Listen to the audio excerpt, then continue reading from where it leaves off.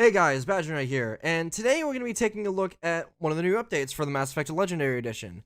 I quickly skimmed through the patch notes of what they're changing for the game, and I have a few things to say, some positive things, some negative things, mostly about their changes to Mass Effect 1, so I just wanted to make a quick little update video about, what's going on regarding this, my thoughts on this, and what's going on with this project that I'm currently working on.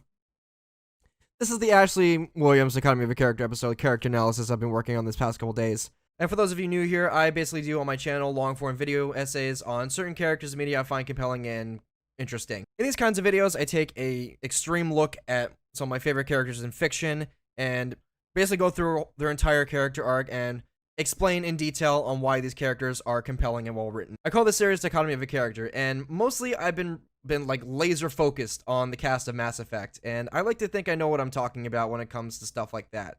So if you guys are interested in that sort of thing, I've done episodes on Garrus, Tali, Liara, and right now I'm working on 2 episodes involving Ashley Williams and Miranda Lawson, which should be released, hopefully, before Mass Effect Legendary Edition is released next month. So if you guys are looking for something like that, if you're interested in that sort of thing, check the link in the description or click the card at the top right corner. Those links will take you to a playlist regarding those particular videos. Mass Effect Legendary Edition is going to be releasing in 1 month from today, which is absolutely insane, which means I need to get this video done so I can actually do a video on Miranda and then move on to actually review this game in full, because I have a lot to say so far, and the game's not even out yet. We're 1 month away.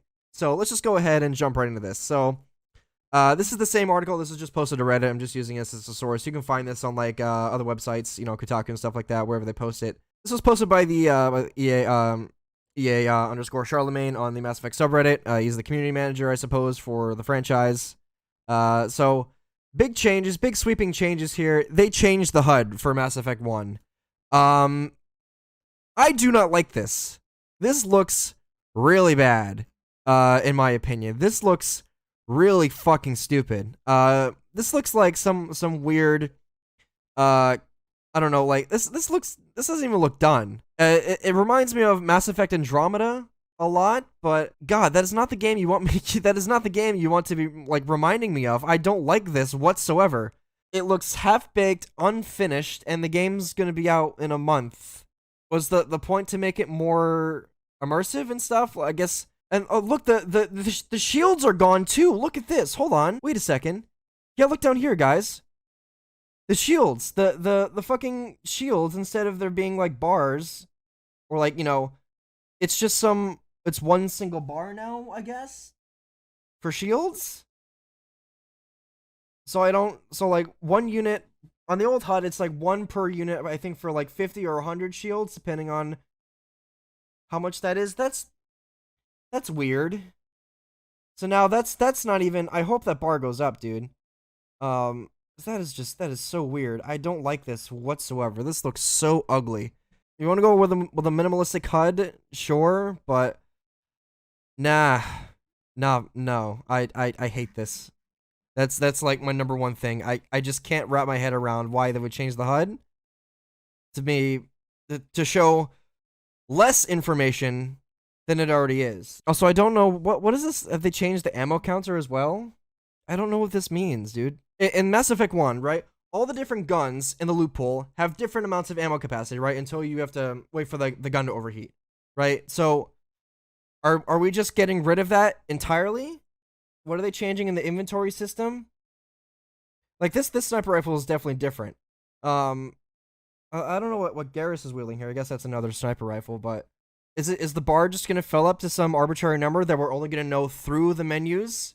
If we're trying to make Mass Effect 1 a more of a action experience, akin to, say, Mass Effect 2 or Mass Effect 3, which should be what these games are going for if we're going to go ahead and try and mesh those styles together, I should still see an ammo counter on a gun that overheats. That's so weird. Okay, let's just read this here. Combat in the Mass Effect trilogy has evolved across the series, with each game's experience being different. We want to make the experience better across the board, but we didn't want to unnecessarily change what our fans has come to love each game. Well, you already ruined that for me, so sorry. That provided a unique challenge, as the first game is quite different from the second in terms of gameplay and combat. It is an RPG! No shit! Yeah, okay. It's an RPG. Mass Effect was heavily influenced by traditional RPG mechanics, like the randomness of a dice roll, pen, and paper. Was it? felt less accurate and reliable than the gunplay in Mass Effect 2 and 3, but that's kind of the point. Okay, so here's what you do, guys. You're frustrated with the reticule getting bigger. Here's what you do. You get behind cover and you crouch. And suddenly, the reticule is like this big. You don't hold W mouse 1 to fucking shoot people with the assault rifle. That's what the pistol's for. Because it's less accurate, or it's more accurate, smaller, right? That's what the pistol's for. You assault rifle, you don't just go like fucking playing Pyro in TF2. You're just holding W mouse 1 to go ahead and just kill everything. That's not how this works. It's supposed to be strategy. Now we're just blasting through the gameplay for no reason. It's just weird. I don't like this. In the first Mass Effect, accuracy, including reticle beam and weapon sway, has been tuned all across weapons so all players maintain more consistent firepower while still managing their shots overheat meter. We've also improved aiming down sights, camera view to be tighter in combat so the ADS is more accurate, like the second and third games. We'll have to see what that change looks like in the game. And we've improved the aim assist to provide much better precision. That doesn't matter to me because I play on PC, but okay. These small behind-the-scenes changes collectively make the combat much more snappier, putting the control in the player's hands. Okay. Abilities have also been rebalanced. In the first game, for example, the immunity ability now grants a powerful defensive buff that lasts a brief period of time instead of being a small buff that lasts indefinitely. Immunity has a cooldown, I'm pretty sure. Hold on. Yeah, I am very confused about what they meant there, because immunity has a duration of 20 seconds at max level, which, yeah, if you play with Ashley and Rex, you're obviously going to want to skill this because it's super good. What? Okay, and it also reduces damage if users hit. Okay, it's good against warp or overload. That's weird. It's like, do they mean by indefinitely? Do they mean that it can't be debuffed? Because that's the whole point of immunity. It's supposed to be damage resistance for 5 to 15 seconds. So, okay, so Shepard can now sprint out of combat. Have like a dedicated sprint button like in Mass Effect 2 where, Shepard sprints for like a short time. But in Mass Effect 1, he like runs at the speed of light when he's sprinting out of combat, or in combat for that matter. So are we just gonna, like fucking like Sonic the Hedgehog away around the Citadel now, or is that what we're doing and around the Normandy? Especially with like the loading times, you could probably finish Mass Effect 1 if you ignore all the side quests, maybe in like 10 hours. Melee attacks are now mapped to a button press rather than automatically occurring based on proximity to enemy. I like that. That's a good quality of life change. However, it's still very satisfying to go run up to somebody with a shotgun, shoot them, and then have Shepard immediately hit them in the face with the butt of the gun. Because I'm just used to playing it, I guess. But it is a decent change. I like that. Weapon accuracy and handling has been significantly improved. What stats did you change? Weapon sway removed from sniper. That's going to be a mistake. That is imbalanced as fuck now. Sniper rifles are now the best DPS weapon in Mass Effect 1. The weapon sway was implemented so the sniper rifles don't become laser beams that can do 300 damage per target. Granted, they do have a large cooldown, and I guess that's what they're banking on to balance this out, but the reason why that's so significant as you get better sniper rifles is that the sway is reduced with each better one that you get to where it's almost non-existent on the more advanced loot that you get. But just completely removing them is questionable at best, especially if if all the other weapons across the board are being, easier to control, the reticule for the bloom is more tighter. That's going to completely destroy the balance of the game as well, I think. I recently did a infiltrator run for the video where I did for the femshep that I played in the Dichotomy of a Character video with Garrus. She was an infiltrator. Right, playing with sniper rifles I'm regarding on sleeping on for the many years I have played Mass Effect 1 because they are really good. If you can tolerate the weapon sway. But now they're unironically one of the best guns in the game. This also, I just remembered something on the top of my head. There's a perk that you can skill into as infiltrator or anyone else I guess who carries a sniper rifle, called Assassination. So basically what this does. This removes all the weapon sway off your weapon and boosts the damage of your sniper rifle significantly. So if we can see here, The next shot, just on level 1 alone, for 20 seconds with a 45-second recharge time, it boosts the weapon damage by 50%. That is very, very good. And then you get all the way up to Advanced Assassination and Master Assassination. You get a huge damage buff. Is this just press button for more damage now instead of it being a requirement for sniper rifles now, which is bizarre? So I guess Garrus is now going to be one of the best companions in the game because I don't know if the companions have sway with sniper rifles if their AI is programmed like that, but ooh, that's not going to be a good change. All relevant enemies now take okay. Yeah, so sniper rifles are now the best weapons in Mass Effect 1 now. They don't tell us how this is calculated as well. Is it like 1.5 times the damage of your normal rifle or your normal weapon, whatever whatever weapon of choice you're shooting a target with? I want numbers here, man, and that's going to be very hard to calculate because they don't really give us the reason why headshots don't exist in Mass Effect 1 is because they make no sense in terms of how the game's balance works. So now they're in the game, and it's gonna completely fuck up the entire balance of the game, I think. Especially because sniper rifles are now one of the best fucking weapons in the entire game, with now, in this Legendary Edition, it's gonna be like a gun-centric game now, which is fucking stupid. Mass Effect 1 has always been, shoot, oh, your guns will cool down, have Liara drop a singularity, have Tali drop a tech explosion, and then, you drop a warp field or somewhere, and then you wait for your weapon to cool off, and then you go back in. That's the gameplay loop of Mass Effect, right? The powers are there because the weapon cooldown system exists, right? That's how those two go together. These changes are very, very controversial for me. I don't know. Okay, ammo mods, anti-organic, anti-synthetic, etc. can now jump throughout the entirety of the whole game. I got synthetic ammo at level 1 on Eden Prime, which is weird. This has never been an issue for me. Why are we making the game easier? I don't understand this at all.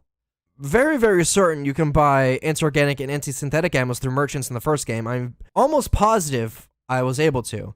If not, the loot table is common enough in Mass Effect 1 to just, you'll get it eventually. You have so many things to shoot and blow up in the game as well, which is, I don't know. This is questionable. Again, just more damage. More damage is what we're doing here. We're making the game easier, right? The sniper rifles are now one of the best DPS weapons in the game. Enemies now take headshot damage. Assassination, once you get to Master Assassin, is going to make late game super easy. Now we're dropping anti-organic, anti-synthetic ammo, very, very common, when that is unironically supposed to be a rare drop. Because it's a very, very good ammo type, obviously. It's supposed to be like mid to late game stuff. All weapons oh, what the fuck? Okay, all weapons can be used by class without penalty. Oh, this just kills the fucking replay value for me, man.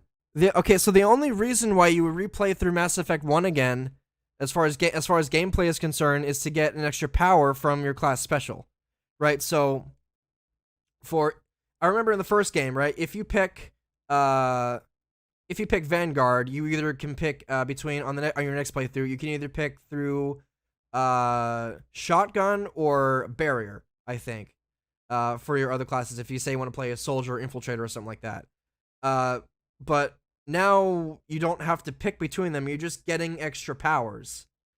So instead of BioWare electing to say remove all the weapons off of Shepard's back, we now have access to the entire arsenal, which is now easier to use. Look, if these were the patch notes for Knights of the Old Republic, I would be so on board with this. But the problem is Mass Effect's combat is completely fine in the vanilla game. It's got some eccentricities and stuff that need to be picked, but it's fine. All this stuff is really kind of unnecessary. Okay, all weapon specializations. So this is just more garbage that I'm not going to spec into. I also skimmed this list a little bit where it said that the bonuses, the XP bonuses for being in and outside the Mako, have changed to the XP bonus you receive from killing an enemy inside of the Mako. Your Shepherd is going to be, instead of like, say, stopping the game at level 30, right? All of your Shepherds are going to be significantly overpowered going to Mass Effect 2 and 3. And I have no idea how the skill points are going to well, Mass Effect 2, the skill pointing is kind of irrelevant unless they change that in the patch notes, which I haven't read yet. But Mass Effect 3, you almost have to do all the game's content to get to, say, level 60. But now you don't really have to, because Mass Effect 1 is making the leveling process much easier by therefore making the combat easier, which is silly. So now I have to question how the balance works for the next two games, because they're packaging them all as one big package for $60. That's just weird, man. I don't. Okay, let's moving on. I don't want to think on that for now. Metagel usage has been improved. Base cooldown reduced. I'm actually okay with this. If you're not careful in Eden Prime on the more harder difficulties, if you're playing someone with, if you're playing a class with light armor, you could get obliterated by a couple shots, right? And then you're basically cowering in a corner, waiting for your Metagel to come off cooldown. The only way you can kind of reduce that is by taking a first aid perk, which on your main Shepherd is kind of pointless, because you could have someone like, say, Garrus or Caden in your party who boosts that already. So I'm very glad that this base cooldown has been reduced. That's good. Increased Liara's bonus. Why are we making Liara more overpowered than she already is? Be honest, guys. You rolled through Mass Effect 1 on all the difficulties with Liara and Tali, right? They were the most easiest companions to level with, because Tali specifically is just all tech, right? And you can immediately dump all of your skill points into electronics to give Tali a huge boost in shield so that she can basically never die, right? And she also has AI hacking, which I don't actually think Garrus has, or any other tech specialist in the game. I could be forgetting. And then Liara, because of how biotics and stuff work in Mass Effect 1, shields don't limit that anymore. Liara is now more broken than I originally thought that she is, which is questionable at best. Items can now be flagged as junk. Why not just turn them into Omnigel immediately? Is it like Dragon Age 2, where you look through crates and just find garbage that you sell for like 2 gold or something? No, 2 gold is actually a really decent price. You sell it for some like crap bronze, right? Inventory and stores now have sorting functionality. That's a good change. I like that. Some abilities have been rebalanced. Do you mind telling me what abilities have been rebalanced instead of just doing this? What the fuck? I don't know what that means, BioWare. What does that mean? Weapon powers, i.e. that have those been unlocked in each weapon type skill tree, have been improved. Effectiveness strength has increased, duration or increases. Weapon powers. Oh, okay, wait, hold on. I had to think about that for a second. So, heat now resets and power activation. Okay, so say you're using say marksman, or marksman. I think is the pistol power, where you get where your pistol shoots really, really fast, gets a damage boost and stuff like that. In addition to lower heat. So if you activate that power while your pistol is still somewhat heated up, like say halfway heated up or whatever, the power won't reset the heat gauge for the pistol, which I've always found incredibly annoying. So now that's good. You effectively have you can effectively dump 2 pistols worth of damage into a target, so long as you have marksman unlocked per se. That is if that is referring to changes like that. We made some specific changes to encounters, enemies, and how you get your combat. We found a few opportunities to bring the first game in line with the second and third games. Why would you do that? Okay. And we also found some systems across the whole trilogy that needed to tune up, yeah. Have you guys taken the M8 Avenger out of every single cutscene in Mass Effect 3? I have to know. Well, spoiling too much for new players. One example is the boss encounter on Novaria. The boss room has been slightly reworked, keeping it very familiar, but making it less cramped. Okay, fine. Most of it's probably being thrown around by biotic abilities. I want to see how that works before I make any comment on it. I will admit the boss arena for Benezia has always been a little bit weird. It's not really conducive to a boss fight. I mean, you basically just dig into a corner and then just look in 2 directions while the Asari commandos rush you with shotguns, and they get that Geth sniper all the way over in that corner. As soon as you peek your head, you're dead. The Asari commandos are rushing you with shotguns while also popping their biotic barriers. It's so annoying. This is overall might be a decent change. I can get on board with this. Cover has been improved across the trilogy. Good. Additional cover added to some encounters. I'll have to see what that changes. That might be minimal depending on how I play. I don't know. Entering an exit cover is now more reliable. I'm assuming this changes for Mass Effect 1. XP has been rebalanced for the first game. Details below. Oh no. Ammo drops have been rebalanced in Mass Effect 2. Okay, that's weird. With combat comes XP. XP is gained in the first game for rebalance for better consistency, especially toward the game's end. Players who complete most aspects of the game should be able to more reliably get to higher levels in a single playthrough than need to play through a second time to do so. Additionally, there's no level cap on a first playthrough. That could be a very big change. You're limited to level 50 in the first playthrough. Reaching level 60 will require more than one playthrough. Regardless, there's not enough experience to go for level. Okay, so this is what they mean. Okay, thinking about this for a second, this is an okay change. I don't know. I'll have to see how that plays out, but I like that. I guess we could just go from level 1 to 60 in one playthrough, and unlock all the benefits in Mass Effect 2 and 3. Instead of just having to go back just to get 10 more levels and play the whole game again, and making the same decisions over and over again. I think that's actually pretty decent. That's a good idea. The scarcity of ammo is apparently an issue for some people. I've never had a problem with that, but okay. So they just made the Mako a bit more stable. They've added thrusters to the rear, which is good. Mass Effect has when you're exploring the different planets and stuff, Mass Effect has a lot of steep inclines, and we've all been there. You climb up a steep incline, you gently tap the A button or space bar, and then you just go flying off, and then you waste about 2 minutes of your life, which is great. But yeah, the boost recharge is independent from the jump jets in the vehicle's underside. Oh, okay, good change overall. I like this. This HUD is still fucking ugly, but that's fine. These are the calibrations you can expect when driving the Mako. Improved handling, physics tuning if you're weightier, and slide around less. Resolved issues present the Mako accurately when aiming at lower angles. This is actually a problem with the Mako that need to be fixed. Because in order to actually aim, like say this Geth right here. I think that's a Geth. Pretty sure. But anyway, say you have a target that's like directly in front of you, right? You actually have to zoom in twice on the Mako's gun to shoot the target in front of you, instead of like the Mako being able to like say angle itself beyond like a 90-degree angle, so to speak. So if you wanted to shoot at something that's like here, the original Mako Mass Effect 1 couldn't do that. You actually have to back up or run them over, because that's objectively more fun. The XP penalty when the Mako has been removed. Touching lava no longer results in instant failure. That's a good change. I believe it's on Therum, where you can't stray from the path. Slightly touching the lava and going off course, and touching, like, say, the pinky toe of the Mako's back wheels and getting a game over is annoying. The XP penalty one on the Mako has been removed. Yeah, it's a little bit of a metagamey thing. You normally, in the original game, were able to, say, take down, like, one of these turrets here, these Geth turrets, to, like, say, like a pixel amount of health, and then jump out of the Mako and then shoot it with a sniper rifle when you get a buttload of XP. So I guess BioWare didn't really like that kind of metagaming. I can understand why too. It's kind of a weird quirk about the game. So I think that's a good change. Well, what about Shepard? Unifying and modernizing a trilogy. For Legendary Edition, our goal is to tune up the trilogy and make it more consistent from the game while honoring the unique changes. What the fuck is that, Shepard? Okay. For example, unified Shepard's customization options in the character creator, and even added some new options like additional skin tones and hairstyles.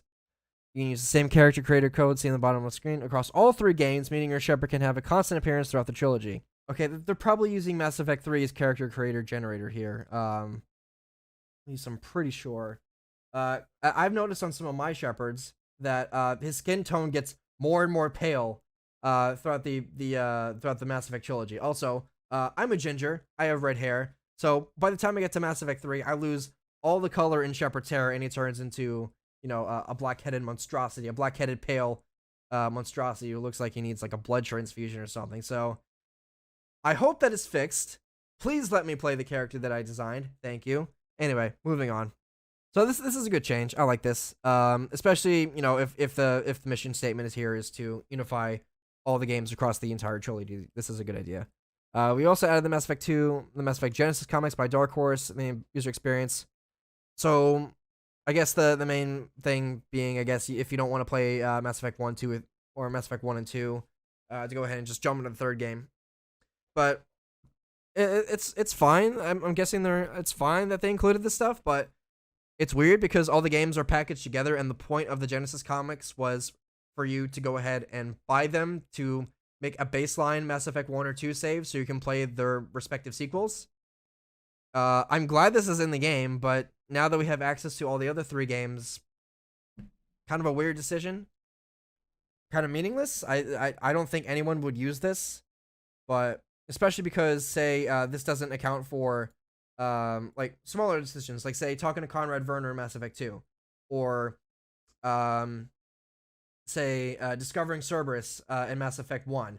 Shepard has some dialogue options on in the tutorial section of Mass Effect 2 about that, which has always struck me as kind of a weird thing. You think you just allow the player to just go ahead and comment upon that, just say, oh yeah, I know who Cerberus is, from a role-playing perspective, kind of have her bluff a little bit. But anyway, getting off topic.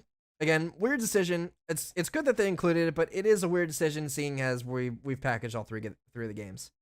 Unified launcher, include trilogy-wide settings for subtitles and languages. Saves are so unique to each game and can be managed independently of each other. Okay, updated character creator options. So this is one of the changes that I'm really glad that they made, and many other people are glad that BioWare has made here. So FemShep from Mass Effect 3 is now the standard face across all of Mass Effect 3, or the Mass Effect trilogy, which is a decision I could not agree more with. Because I would get to Mass Effect 3, look at the cover for the game and go, I really want to play as that character, but I can't, because if I reset the face, she's just going to look super weird throughout. Achievements across the trilogy have been updated. New achievements have been added to the trilogy. I wonder what those are. Progress roll achievement, how it carries across all 3 games. E.g., 250 enemies across, or kill 250 enemies across all 3 games. So easy. Achievements that are now streamlined into one and made redundant were removed. So we removed some redundant achievements, I guess. A number of achievements have their objective descriptions and or names updated. Now, one of the things that really bothers me about Mass Effect 2 is that if you romance Kelly Chambers or Liara in Mass Effect 2, you don't get the Paramour achievement, right? You actually have to actively cheat on Liara or Ashley to go ahead and get that achievement, right? You actually have to romance a new squad member in Mass Effect 2, which, again, if it's Ashley, she gets mad at you in the 3rd game, and that actually could have some dire consequences depending on if you talk to Thane or not in the hospital. It doesn't exist, obviously, if you talk to Ashley, right? It should exist if you want to romance Kelly Chambers or Liara, because the Shadow Broker DLC is now an integral part of this experience, right? You can't miss it. Although there are lines in the game where I guess you can omit it or whatever if you don't do the DLC, but why wouldn't you? What's wrong with you? Anyway, moving on. That's one of my requested changes. I really hope they do that. Otherwise, I'm gonna be very disappointed. Because Liara herself does actually have a romance scene. And if they were to add a romance scene, give one to Kelly, please. My God, she's so cool. I really like her character. But anyway, integrated weapons and DLC armor packs. Okay, so all of them. We can now be. I wonder if they nerf the Madoc. Because if you guys aren't aware, there's a weapon in Mass Effect 2 called the Madoc. It's an assault rifle. And basically, you can one-cycle the final boss with the gun, because the damage that it deals is absolutely absurd. To the point of making the entire game on Insanity somewhat trivial, to the point where I think several of my friends have vowed not to ever use it again because it's just so ridiculous. But yeah, I'm very happy here. So we have the Recon Hood and Cerberus Ajax armor. Are available at the start of each game. I'm never going to use any armor in Mass Effect 3 besides the N7 armor. So sorry guys. Gameplay quality of life. Audio is remixed and enhanced across all 3 games. I don't know what that means. Please tell me. Hundreds of legacy bugs from original releases are fixed. Native controller and 21.9 display support on PC with DirectX. That's almost worth my money right there. Holy shit. Wow, that's good. This is the news I've been waiting on. Native 21:9 display. The entire Mass Effect trilogy originally has not supported this aspect ratio, so I'm really happy that it's actually in now. Galaxy at War rebalancing. The Galaxy at War feature puts you in the heart of the Reaper War from the Normies Combat Information Center. It has been rebalanced in Legendary's Galactic Reigns. Is no longer impacted by external factors that aren't part of the collection, like multiplayer, the old companion app. However, that doesn't seem okay. So we've removed all the gambling bullshit, so we can actually have a decent single player game. What is it? fucking 10 years after Mass Effect 1's release. 8 years. The more content you complete across the entire trilogy, the more likely you'll be prepared for the final fight and conclusion. If you only play Mass Effect 3, you have to do just about every option available in the game to be eligible for an ending that doesn't result in massive galactic losses. Playing the first 2 games and carrying over your progress is the most reliable way to get good results in the final hour of the Reaper War. For comparison, if you previously played Mass Effect 3 with the extended cut, which included the galactic readiness rebalancing, fully preparing for the final fight will be more difficult to achieve in the Legendary Edition. Ooh. Extended cut ending is now the game's default finale. Okay. But what does this mean? I understand they're trying to be, you know, spare the details for spoilers, but yikes. Like, I recently did a playthrough of Mass Effect 3, and I didn't want to do the Omega DLC because I find it to be an absolute fucking slog. The whole slog through Omega, it's just a shooting gallery. It's a combat thing. And the combat in Mass Effect 3 is fun, but once you've played the game so many times, it kind of just wears on you, or at least it did on me. So if I have to play through the Omega DLC every single time to get the best ending in the game, I'm not going to be too happy about that. Raiding your intergalactic armies will be made easier by a number of critical bug fixes and back-end improvements made to the Paragon Renegade system in Mass Effect 2. The results in legacy issues that inhibited accurate reputation stats from being displayed or outright prevented certain dialogue options from being selectable when they should have been. Because of this, key moments that have been notoriously difficult to achieve in Mass Effect 2 and impacted ME3 can be completed more reliably, leading to better results in the game's story. I remember they were talking about this where the confrontation arguments between, say, Legion and Tali, or Miranda and Jack, were somehow impossible for some people to achieve, which has never made much sense to me, because I guess that's just how I play, right? I still play a Paragate, right? And I still get those dialogue options. I've never had problems with that. And not really understanding why that was never, why people were having problems with it. I know it was based on like some leveling issue or whatever, or like some percentage that was based on some stats as you level up, but I'm not entirely sure what people are complaining about here, because I've never really had any problems with it.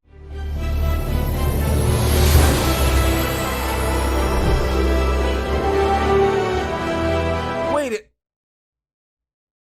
don't tell me we get the N7 hoodie in Mass Effect 2. Ooh. Oh, we'll come back to it. Hold on. Okay, Citadel's looking a bit brighter. Where's all the HUD elements, dude? Mass Effect, released in 2007, set the bar for what players expected from RPGs during the 360 era. It was entirely voice-acted, used a branching conversation system that allowed for different outcomes in each situation, and promised to have narrative ties that would last the entire trilogy. Pitched over dinner by Casey Hudson as a sci-fi RPG, he believed that it would become a mainstream phenomenon. No! Hold on. Holy shit, what the fuck is that FOV? The entire trilogy. Wait. Pitched over dinner by Casey Hudson as a sci-fi RPG. Oh my god. That's gonna make some people motion sick, dude. What the fuck? He believed that it would become a mainstream phenomenon and a must-have game for the Xbox 360. Performance preview. Fast forward 14 years later, and we're on the precipice of seeing Mass Effect Legendary Edition release on modern. Okay, now I'm not sure if I talked about this earlier, but I hate what they've done to Eden Prime here. I'll go into it when I actually review the game, but just my 2 cents here. The comics and all the extended universe stuff that they have for the game, it firmly establishes Eden Prime as, you know, as Shepard and Kaden come onto Eden Prime, it is firmly in like sunrise, right? It's not like, you know, midday, it looks like here. I mean, it looks still like sunrise, but like, dude, this just like the red sky looks so much better. It's so thematic. It's so cool. Edition release on modern day consoles, and but yeah, FemShep looks really cool here. I do like that. PC to much fanfare, meaning I'd say the entire BioWare team delivered on that goal.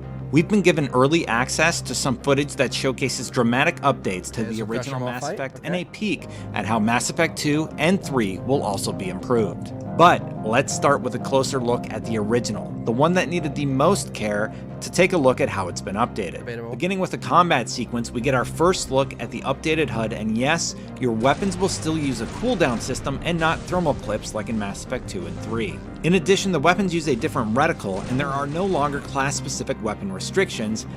I am getting some heavy, Mass Effect or Andromeda vibes from this new weapon system.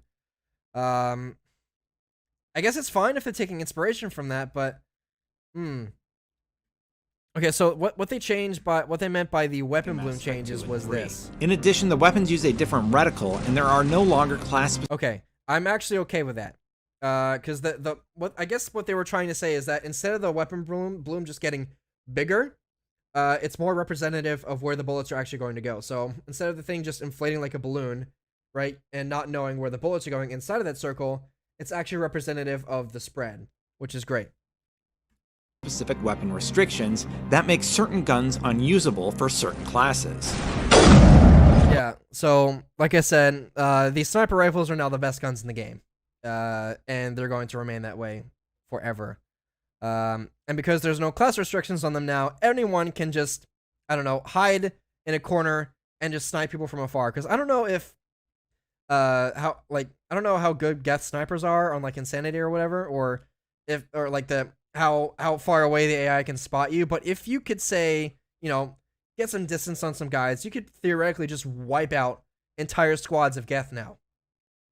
With this But let's crap. talk about the textures for a second. Using AI upscaling, the new look of this garage scene on Novaria is night and day when compared to the 360. I mean, is that really fair to compare this to the 360? The 360 could barely handle this game, let alone, have some decent textures. The pop-in was still terrible, but do go on, sir. Specifics may appear subtle, but one I can point out in this scene is a much more natural, soft effect of the lighting. They're using ambient occlusion in the scene, which you can see more clearly on the boxes that emit shadows. Okay. What have they done to my baby Avengers? Yeah, that sounds horrible. Ow, my ears! Ugh! What have they done?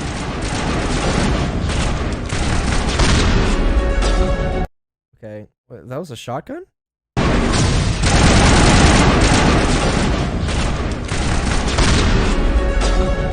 Stepping away from I don't know how I feel combat about for a that. moment, we also got a tour of the main hub in Novaria. This footage opens with an amazing look at the new female Shepard model as she exits the elevator. The character models looked a lot better in Mass Effect 3, and with the new character model feature, you can start Mass Effect 1 as that iconic female Shepard. The lighting and camera placement is changed here too, putting you a little bit closer to the characters as they move through the levels or down elevators.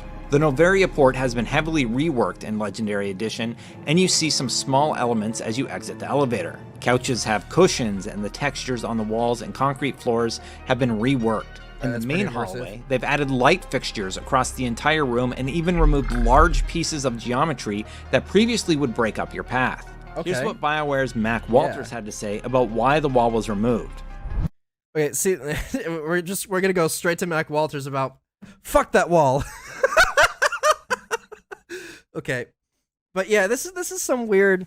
Like, I've always found like the hub worlds for Mass Effect, so to say, weird, because it's kind of like a holdover from how BioWare used to design levels from like KOTOR, where it was just you and basically inside of a box, and then you just walked around it. It was kind of small, so I'm glad they're changing that. Now let's see what Mac has to say about this wall. Hold on. The wall and why the wall came down in Novaria, right? You'll see them probably more so throughout Mass Effect 1. They were really just meant for streaming occlusion, essentially. I thought so. Right? In large open spaces, which we had quite a few of in Mass Effect 1. Whatever the game has to render is going to start to hit your performance. So when you have a wall there, when you come off the elevator... Oh my god, that's actually genius. So yeah, Mass Effect 1 definitely cannot, or the Xbox 360 cannot definitely handle this game. That's really... Oh my god, that's You genius. don't have to I love it. show the whole level. That is and actually load really, the whole really level smart. and have everything on screen as soon as you get off the elevator. And so the art team wanted to try taking it out, and it worked great. You're right, Mac. Fuck that wall. We can play this game in 4K now, baby. It's 60 FPS. Let's go. Fuck that wall. And I think it looks awesome. When you reach the garage with the Mako inside, you'll also notice an additional lighting in the room and objects that have been completely remodeled. Even on the Mako, there's texture and dirt on the tires, and it looks a lot more rugged and used. Looking at the provided Mako footage is really interesting to me because this is one of the key areas of the original that needed work. The original Mako was floaty, bouncy, and while I can't comment on how the Mako controls now, as I haven't played it yet, we did get to see 2 driving sections. The first is directly after you leave the Novaria Port, and again, the new textures on the ice-covered mountain are immediately visible, but if you watch the Mako drive, you might notice some changes, like a boost feature. Here's BioWare producer Renaud. Mass Effect Andromeda, anyone?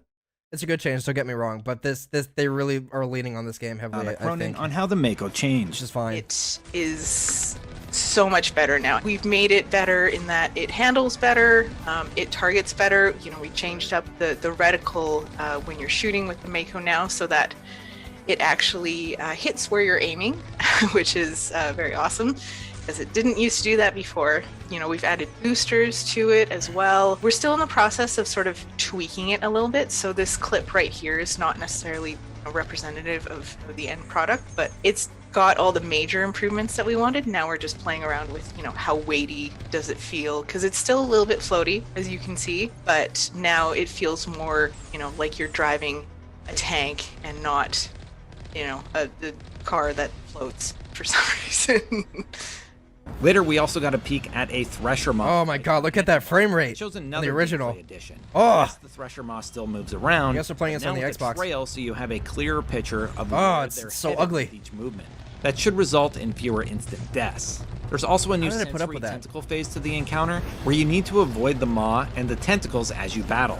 At Okay. the finale, Actually you making can this notice a the boss fight. plumes of smoke have a lot more body to them also. I'm a little more hopeful about the Mako after seeing this footage. All of this is on top of massively decreased loading times provided by hardware advances like faster hard drives. This is a side-by-side shot of the original and Legendary Edition.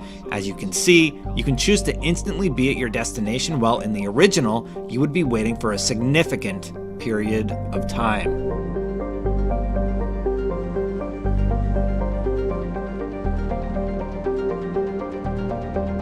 Seconds as opposed to.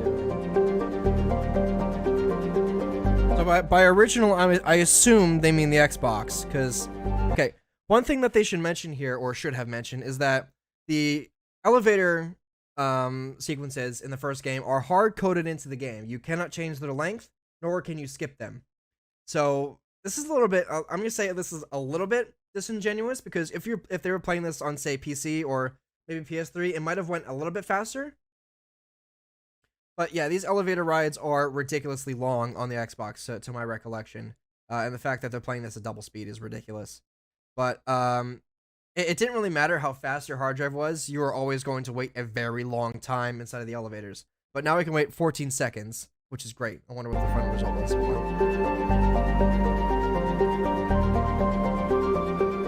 Yeah, it was almost a minute. That's ridiculous.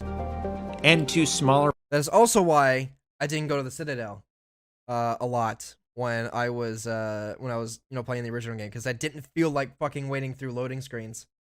And the dialogue kind of helped, I guess, but still, I'm point being, this is a good change. I like it. But important systems we got to look at were the inventory system and character creator. So the inventory system has been reworked, and it seems you can more easily sort, dismantle, and compare your gear for you and your squad mates. This also applies to the store, which looks to give you different view options depending on what you're looking to buy This is and good. sell. The character creator, which allows you to create a character before you begin playing any of the games in the trilogy, is also drastically Oh, wait a second. These are all the default faces? depending on what you're looking to Hold on, I gotta buy watch and this. sell. I gotta see that again. The character creator, which allows you to create a character before you begin playing any of the games in the trilogy, is also drastically updated. So wait, this is like the default femshep face? Where's the weirdly ginger hair? I feel attacked.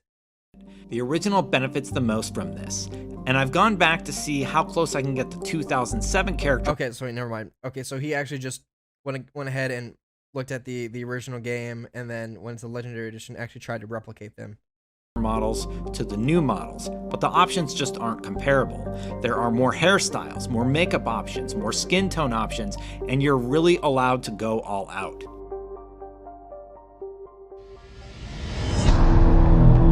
We're not done yet. Holy shit. Looking at Mass Effect 2, we didn't see nearly as much, but there's a lot more detail in what we did see than I expected. The outfits have been reworked, meaning no more orange suits, and all of the outfits available in Mass Effect 3 are now available in Mass Effect 2. Yeah! And while I don't have any fish detail, I gotta hear that again. I gotta make sure. The outfits have been reworked, meaning no more orange suits, and all of the outfits available in Mass Effect 3 are now available in Mass Effect 2. Yeah, dude, let's go! Although, you know, actually, I would have killed for like a Cerberus-esque N7 jacket. I would have actually worn that. That would have been like pretty sick. But yeah, this looks better. This looks look at the difference in texture quality though. That's really nice. You can actually see that this is a buckle and not just some really weird globular mess. Outfits have been reworked, meaning no more orange. Yeah, this actually looks like a lab coat or like a petticoat or something instead of like fucking, I don't know, like cheap pleather Suits and now this I don't know who the fuck would wear this in the original game. Why? I would actually wear this if I went full on Renegade. This is fine, right? I look like V from Cyberpunk, but if we were going full Renegade, I would absolutely wear this now. This is sick. Just the weird orange color jumpsuit, as you say in the video, is just fucking weird, and I hate it. And I'm glad they took it out. Although I'm sure as soon as somebody gets back in the modding tools, they're gonna put it right back in because I know some people are gonna want that, but that's fine. all of the outfits available in Mass Effect 3 are now available in Mass Effect 2. And while I don't have any fish at this point in my Mass Effect 2 save, what you should really be looking at is in the new game, as there are improved reflections on the tank itself. So what we're doing there is instead of doing a screen space reflection, we're doing what's called a render to texture. So you're basically just re-rendering the world in a texture in that space. And so you have to be very careful where you can use them, because you can imagine a scenario where if you use it in the wrong space, you're basically paying twice for your rendering, right? The rest of the Normandy benefits tremendously from the facelift. In Lair of the Shadow Broker, the lighting is changed, as you can see in the distance, but most changes in this expansion are subtle. The 4K added more assets lens are flares. very apparent, and they may have most changes. Dude, they added 2 God Rays. Wow. Crazy. Okay. I don't know. The lighting's kind of washed out the textures up here. Like, yeah, if we go back here, you can actually see a major difference. Like, look at this. This is all, like, you could actually see how the textures are kind of aliasing there. This is way, way better. Personally, I care more about alias textures than really anything else here. The ground textures here don't look that much different. Also, if we look off in the distance here, these textures are really alias, right? They're really jagged. Whereas opposed to these ones, they're smoothed out a little bit. I'm not sure if you can attribute that to this being recorded at 4K, or if that's actually had some impact in the game. So Shadow Broker, glad that's in. Lighting is changed, as you can see in the distance, but most changes in this expansion are subtle. The 4K assets are very apparent, and they may have added a depth of field effect, which I noticed on the ship. In addition, there are a few... so that's also why it looks so blurry. I guess they're trying to mimic the sunlight by using the depth of field, but if some poor dev managed to retexture this whole entire ship, and then somebody just really just like put a layer of fucking grease over it, post-processing over it, I'm gonna feel really bad. Moments where the new lighting reflects off of surfaces, like at the end of... Oh, dude, you see that? You see that difference? Off of surfaces. Wow. That is like almost night and day. And this is a bug. This is a dead body that the player shot instead of the other way around. Oh, that's great. Like at the end of this footage, when the array is retracted. Yeah, look at the just like the difference in resolution here is absolutely crazy. Yeah, I mean, like look at this. End of this Look at the difference in how Shepard looks. This is a way clearer, this is a way clearer image as opposed to this one. This means they've also remastered the cutscenes, I think, as well. Footage when which I'm the excited array about. is retracted. Here's BioWare producer Brennan Holmes with a few thoughts. Mostly it's just graphical improvements here, right? So like on the gameplay side, it's mostly just been bug fixes for Mass 2. We're pretty happy with kind of where Mass 2 is at, but you can see sort of improved visual effects here. Lighting's a lot better. I think I could probably talk a little bit about the DLC stuff as well in here. Please do. So it's now embedded in various stores, or you can get it through upgrades in the Normandy. Like DLC is always the fun time. Oh, wait, hold on. Get it through upgrades in the Normandy. Like, Okay, so to unlock... Oh, that's going to be a pain in the ass, too. I guess I could just cheat the resources in any way. Okay, so if you guys didn't catch that, basically what this guy's saying is you actually need to... Like, you know, how you farm for resources in Mass Effect 2 by, like, scanning with probes and other planets and stuff like that. You actually need to pay in-game resources now to, say, get the intel from Cerberus to give to Liara on Ilium to start the Shadowbroker DLC. And I guess if you want to start the Overlord DLC or all the other junk or the other DLC that you want to start, or say start a rival, you might actually need to pay a small fee to go ahead and get that started, which I'm not sure how I feel about that. Farming for resources in Mass Effect 2 is a pain in the ass, and I just always just cheat the resources in anyway. Eliminates a lot of hassle, but moving on. DLC is always the fun time when it's, you know, you got all your tools and everything and everyone just kind of goes crazy. And I remember them pitching this concept around like, yeah, let's have a fight on the outside of the ship and it'll be like, you know, in the lightning storm with all this stuff going on. And that was just a really cool concept.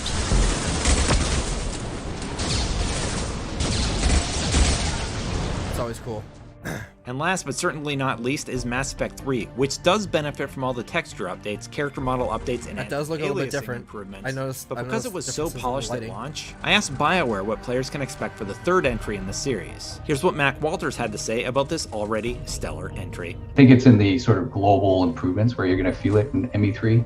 The interesting thing there is we knew that Mass Effect 1 would need the most work, but we also wanted to leave everything on the table if there were things that we really wanted to improve there. And the more we sort of dug into 3, we felt like, look, we are more at risk of taking something that was pretty damn good and making it worse, or just making a lateral move where it's different, but is it actually better? And a lot of times we just said, yeah, no, it's fine. You know, gameplay, everything is good the way it is. There were bugs, and we couldn't fix all of them, but we fixed a lot of them, sort of thing. What And bugs? we would find them all throughout all 3 games, sort of thing. So I think I must know. you probably would go, oh yeah, this feels less buggy. But if you were to play them side by side, you'd be like, oh, okay, yes, I see what you did there. Putting them all together with all of the DLC, including things like, you know, armor packs and alternate appearances and stuff like that. And when you get all of that content together, and there is less of that sort of what I would call friction in Mass Effect 1 that kind of is like, oh boy, I like it, but it's really making me work for it. It does feel like a whole experience. It together feels very obviously modernized, but it just feels more than more than some of its parts. Okay. I was already sold on playing through the series once more, and the Legendary Edition gives me the perfect opportunity. The first Mass Effect might just be my favorite. Show Tally's face, you because of the cowards! promise of biotic-powered gameplay, stellar storytelling unlike anything I had seen at the time, and space exploration to unique planets. I look forward to jumping back in this May. A special thank you to BioWare for providing the commentary today and for making this amazing trilogy. It is honestly a game that will always be special to me, and I'm so happy to see the amount of care going into this remaster. I'll be doing a full performance review on the final code, so keep an eye out to see how it runs on each platform. In the meantime, if you're looking for performance reviews, keep an eye on IGN Games, as myself and my colleague Michael release new episodes each week, so be sure to subscribe for more videos like We're that. done. Okay. Yeah, okay. I can definitely see some of the texture improvements here. Worth the money? Not sure. I need to know what bugs they fixed in Mass Effect 3. I need to know the changes to how I'm supposed to access the DLC for Lair of the Shadowbroker in Mass Effect 2. I need to know the reputation check changes in Mass Effect 3 or Mass Effect 2, how those change, and if they made any other changes to that game. I'm still on the fence regarding Mass Effect 1. it seems that BioWare really just hated the combat system that they did for the game, and then just completely nerfed the shit out of it and just made it stupid easy. But we will have to see. So I don't know, guys. I'm still on the fence about this. I'm obviously still going to do a full review to kind of see where this game is at. Like, let me put it this way, right? Let me preface this by saying, preface the review by saying, if you haven't played Mass Effect, wait until this version is released. Because otherwise you're gonna have to spend like $200 on DLC and all 3 games right now. It's hilariously dumb. Don't do it. Wait for this game to be fully released. I would say it's an absolute steal. I'm gonna come at it. I'm gonna come at the game as obviously an experienced veteran, someone who's been playing this game since I don't know, like fucking 8th grade. I don't know, like several years. Let's put it like that. And yeah, that's basically how I'm gonna structure it. But yeah, anyway, guys, this has been XBadgerKnightX. Just giving my thoughts on the Mass Effect Legendary Edition, all the changes we've seen so far that have been posted online and given to the press for us to enjoy. Some small little patch notes, a little ambiguous on the ambiguous side. I need to know specific changes, especially if they're going to royally mess up one of my favorite video game franchises of all time, and all these sweeping changes that make to the first game, which have already not pleased me or made me incredibly happy about everything that's going on with that. But yeah, guys, this has been XBadgerKnightX, and I thank you all for watching. And don't worry, that Ashley video is coming soon. I need to work on it. We're only about 20 minutes in. I still need to go ahead and explore her entire arc in Mass Effect 1 and all those and all the varying different ways it can actually end. And then I'm going to try and speedrun a video on Miranda and see where that goes. Actually might be on the shorter side, so we're gonna go ahead and we're gonna go ahead and do that. I'm gonna immediately just edit this down to the most significant bits and then post it on the YouTube channel, and we'll see what's going on from there. I will see you guys in the next Economy of a Character episode featuring Ashley Williams from Mass Effect. I will see you guys next time. I'm out of here, and goodbye for now.